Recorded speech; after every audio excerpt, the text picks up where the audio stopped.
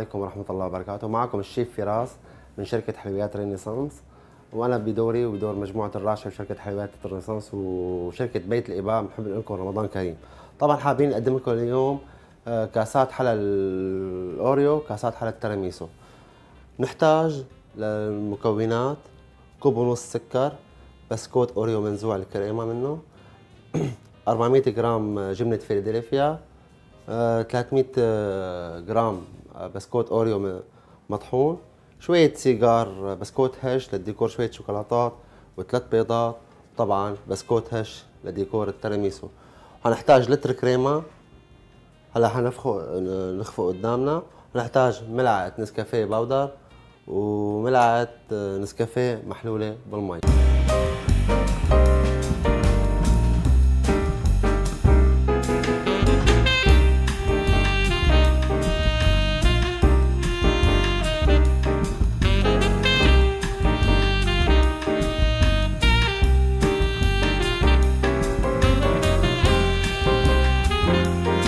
نبلش اول شيء طريقه تحضير التشيز كيك.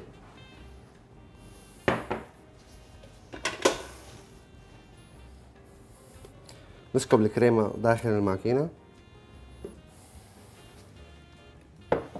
ونجهز اول شيء الكريمه. بهالوقت لين ما تنخفق الكريمه بنجهز كاسات الاوريو لكاسات التيراميسو. لكاسات الاوريو معلقه بودره اوريو صفر الكاسه،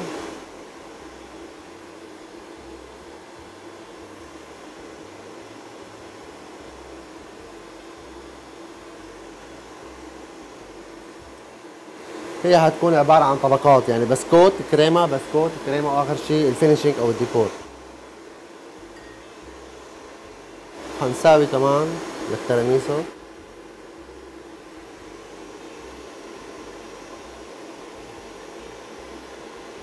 معلقة ونص بسكوت هش،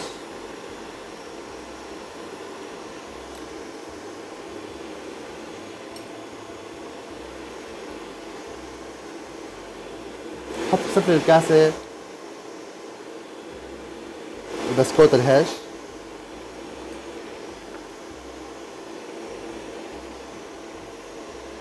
بهالوقت رجت معي الكريمة.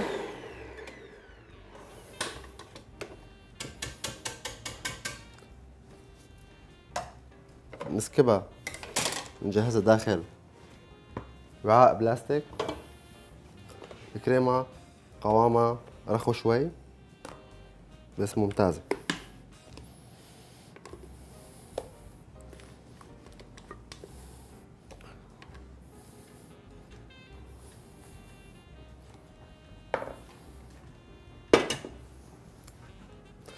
هلا حبايبنا بعد ما خفقنا الكريمة بنخليها على جنب. بنجهز للكريم الابرايبوم اللي هو يحتوي على بيض، 3 بيضات، وكوب ونص سكر خشن.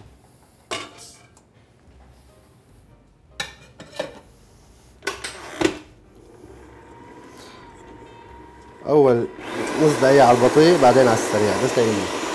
طبعا انا بس حابب اقول لكم شغله واحده، انه الفرق بين التشيز كيك والتيراميسو. التيراميسو بنحط له جبنه المسكربون. الجبنه المسكربون هي جبنه صناعيه بتيجي بودره، ست البيت ما راح تعرف تحضرها. نحن نحضر التيراميسو بجبنه الفيلادلفيا، بس نحط لها النسكافيه السائل والنسكافيه البودر. هاي الفرق بين التيراميسو والتشيز كيك، والمطاعم كلياتها والحلويات كلياتها بتستخدمها. لازم البيض والسكر يعطوا لون فاتح ويخف القوام ويعطي لون قريب للكريم.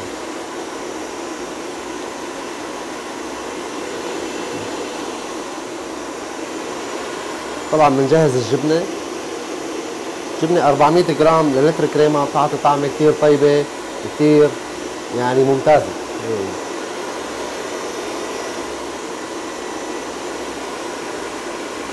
ننتظر شوي حتى البيض ياخذ القوام الخفيف تبعه.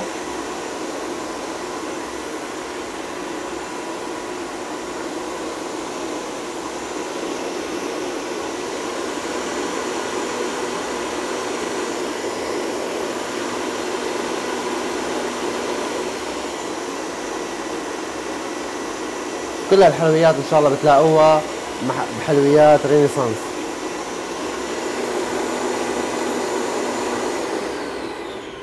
هلا البيض اخذ القوام الخفيف وصار لونه كريم. هلا بننزل جبنة الفيلادلفيا داخل الخليط.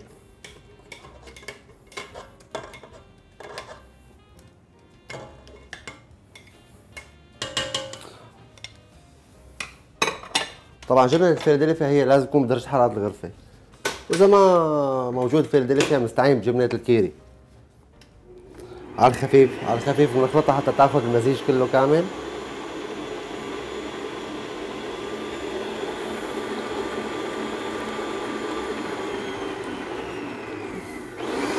بعدين بنضربها بسرعة عالية حتى تنضرب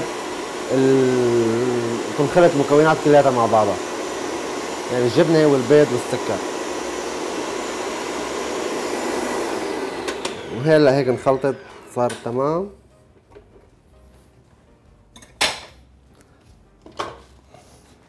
بننزل هذا اسمه كريم الابرايا بون، بننزله فوق الكريمة اللي هو عبارة عن سكر وبيض، وبنقلبه حتى يعطينا كريمة تشيز كيك.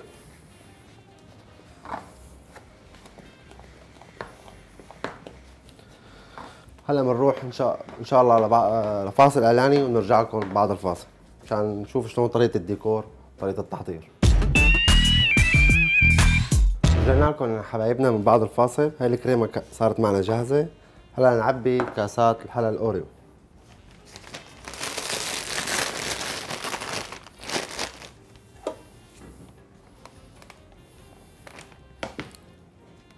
قوامها حلو كتير وخفيف وطعمها طيب كتير.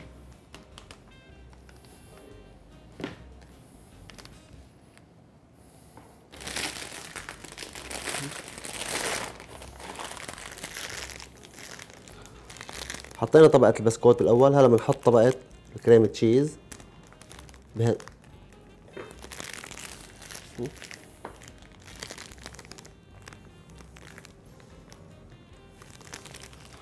هلا بنحط طبقة بسكوت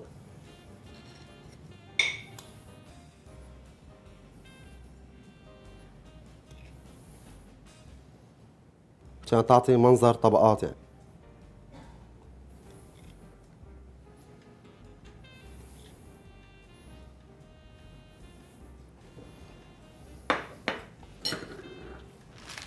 هلا الكريمة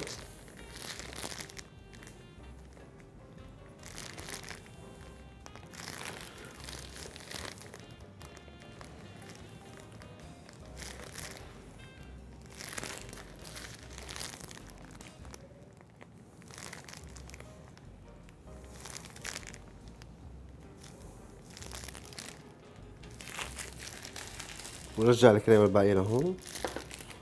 هلا حندوكر كاسات الاوريو ونخليها جاهزة. استخدم حبتين اوريو لكل كاسة تقريبا.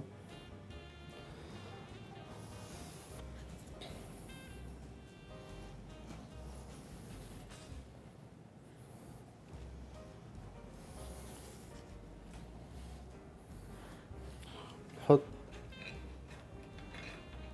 حبة سكر بسكوت هش.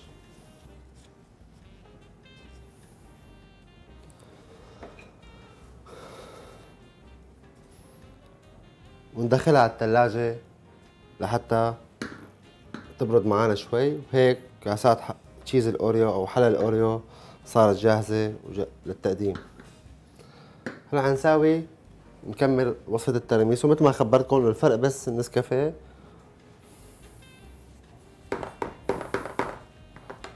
حط نسكافيه السائل والنسكافيه البودر،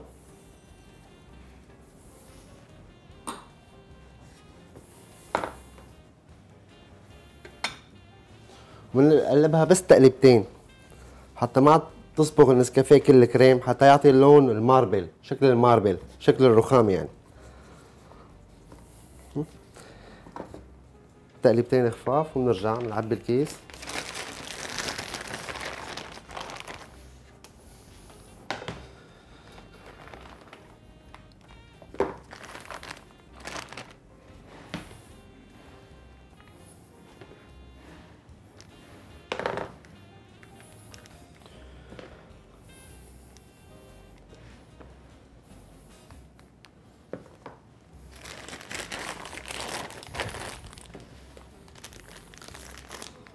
يوصل عنا.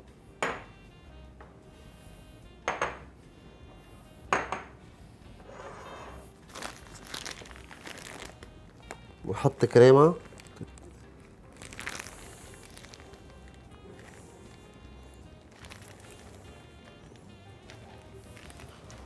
ونحط بسكوت الهش او الفوتين.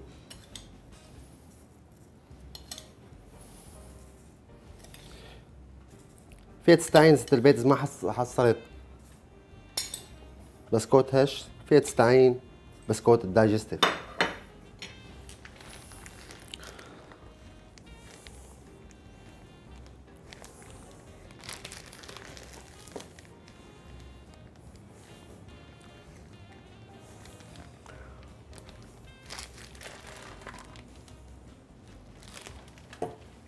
وهيك بندوكر التيراميسو بحبات الشوكولا.